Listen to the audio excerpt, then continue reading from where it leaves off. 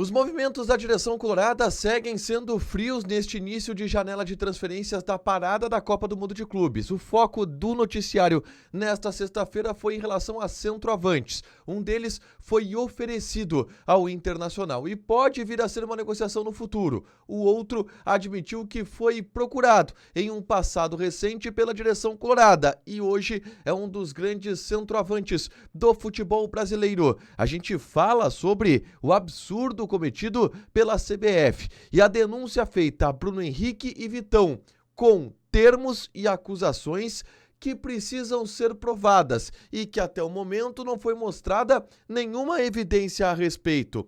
Falaremos também sobre os jogadores que estão em fim de contrato e podem promover uma reformulação no elenco colorado na próxima temporada. Esse é o Diário do Inter KTO desta sexta-feira, 20 de junho de 2025.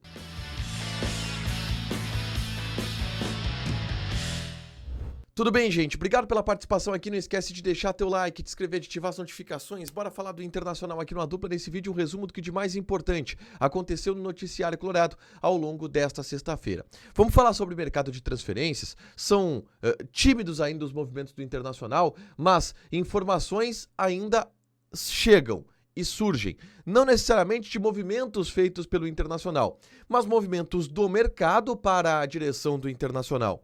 E um deles envolve o atacante Carlos Vinícius, o Vini do Pove.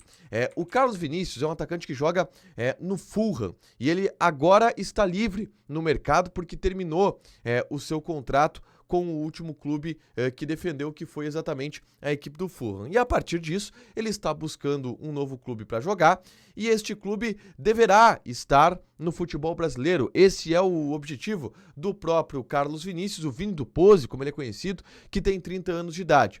Ele teve passagens muito boas por alguns clubes, pelo Benfica, por exemplo, ele passou pelo Tottenham, estava no Fulham anteriormente, mas é um centroavante que já esteve na mira do Internacional em um passado recente e que agora foi oferecido para a direção do Internacional.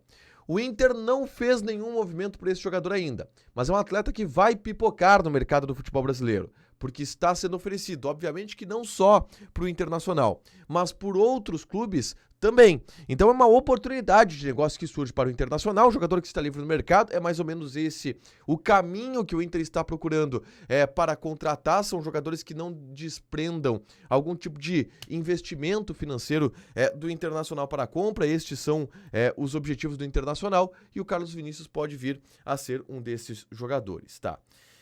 Quem está, e aí é centroavante, e foi recentemente procurado pelo Internacional e revelou isso em uma entrevista, foi o atacante do Cruzeiro, Caio Jorge, que surgiu muito bem no Santos, foi para o futebol europeu, voltou agora para o Cruzeiro, depois de passar um período no futebol italiano, e em entrevista ao podcast do Denilson Show, o Caio Jorge admitiu que foi procurado pelo Inter no ano passado. O Inter no ano passado contratou Borré, contratou Alário, já tinha o Ener Valencia, mas antes desses movimentos olhou a situação do Caio Jorge, que estava buscando uma saída do futebol italiano.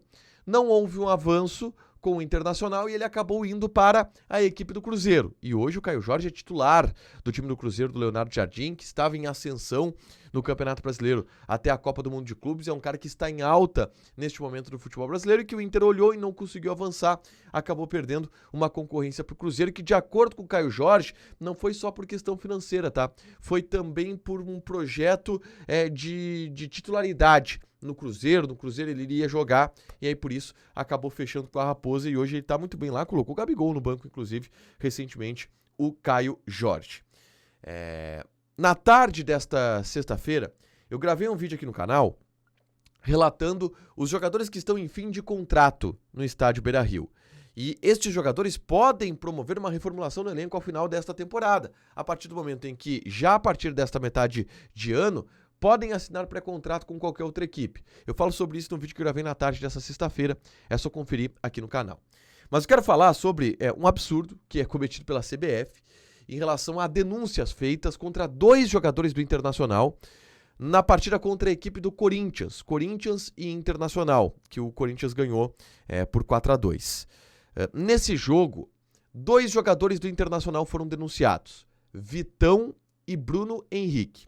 O Vitão foi denunciado no STJD em função da entrevista que ele concedeu na saída do campo, e foi uma entrevista bastante forte.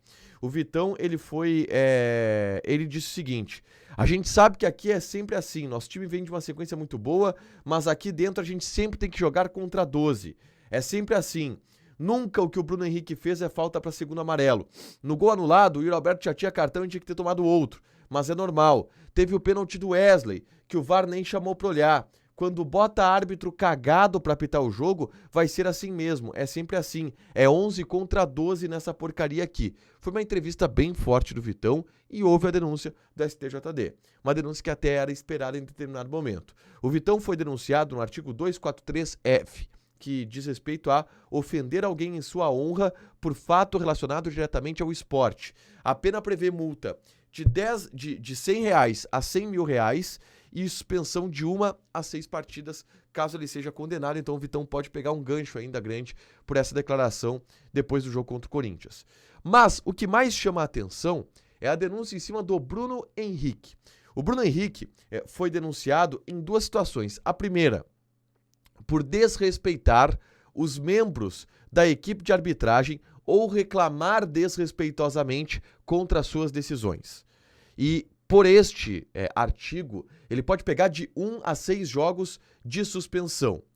E no segundo, por danificar praça de esportes, sede ou dependência de entidade de prática esportiva. E isso pode ter uma suspensão de 30 a 180 dias, mais uma multa de R$100 a R$100.000. Só que tem um detalhe. A súmula do árbitro daquele confronto não fala nada sobre essas atitudes do Bruno Henrique. Primeiro, não relata algum tipo de ofensa feita pelo Bruno Henrique contra a arbitragem, e normalmente esse tipo de situação é relatado em súmula para que depois venha uma bronca do STJD, e muito menos que o Bruno Henrique tenha quebrado alguma coisa, tenha danificado alguma coisa do estádio. Ficou muito sem explicação essa situação do Bruno Henrique. E aí a CBF, o STJD, a Procuradoria do STJD, obviamente, precisarão explicar isso, de o porquê o Bruno Henrique foi denunciado nesses artigos, e o julgamento vai acontecer nas próximas semanas. Para fechar, gente, vamos falar aqui de KTO. A gente ficou por um gol de pênalti que o Los Angeles FC teve no último minuto de jogo para cravar mais 2 odds deliciosas na KTO. Mas a KTO é isso, um dia a gente perde, no outro a gente ganha, nesse a gente perdeu, mas tem mais jogos da Copa do Mundo de Clubes neste sábado. Tem brasileiro em campo às 7 horas da noite, Fluminense e Ulsan Hyundai. Lembrando, brasileiros na Copa do Mundo de Clubes têm ganho aumentado na KTO. Mamelodi contra Borussia, o Mamelodi está pagando 8, Borussia 1,38. Inter de Milão contra o Urawa Reds, o Inter de Milão está pagando 1,3. Fluminense contra Ulsan Hyundai, Fluminense pagando 1,55. E o River Plate contra o Monterrey está pagando 1,94, time argentino. Joga na KTO com responsabilidade, um site para você se divertir, proibido para menores de 18 anos, porque apostas podem fazer com que você perca dinheiro. Deixa o teu like, te inscreve, ativa as notificações que vai ter mais conteúdo aqui no canal. Beijo!